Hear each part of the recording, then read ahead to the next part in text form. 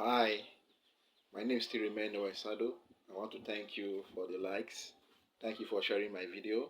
Thank you and thank you.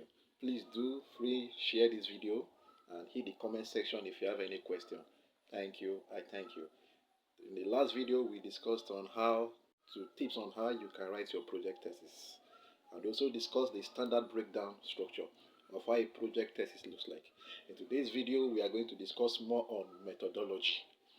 Methodology is very key in project thesis. It's very vital. It's the backbone of a project. Other aspects are also important, but methodology is very paramount. Without methodology, it's as good as not writing a project thesis. Now, first of all, you've identified your project thesis, your title already. Remember, when writing your methodology, your objective is key. Your research question is also important. Likewise, your hypothesis as well. If you are writing your methodology, it must not be outside your objective. It must not be outside your research question. Meaning any method I'm deploying to carry out that project, meaning it must answer all the research questions. For example, if I have 4 objectives, I have 4 research questions.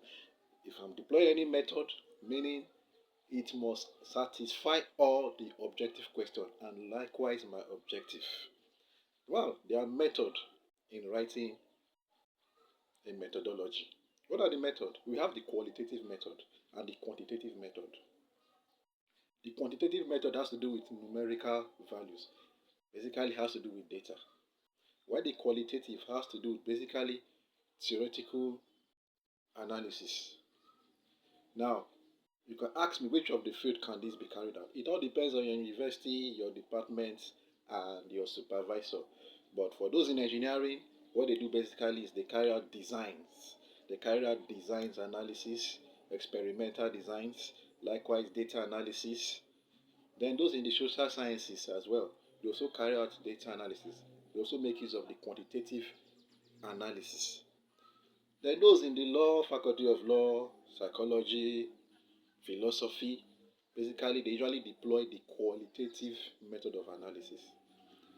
Now, you have to understand there are forms you can acquire data. How do you acquire data? Through primary and secondary data. Primary data involve getting first-hand information directly from the participants. It could be through questionnaire. Secondary data means you are getting your data from second-hand. It could be from a journal, it could be from newspaper, it could be from probably whatever case study you are using. It might be from that.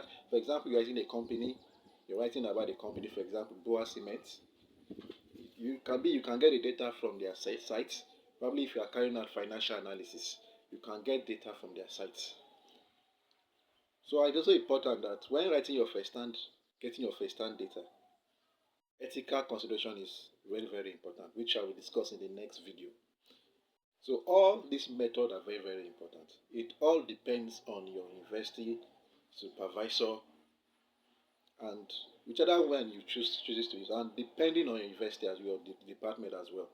So if I'm in the Department of Statistics, of course, I'm not going to use qualitative because basically I'm talking about thematic analysis where I have to gather other literature source, carrying out a team, creating a team and a sub-team from those materials gathered. Thank you and thank you. Please feel free and share this video. Thank you. See you next time.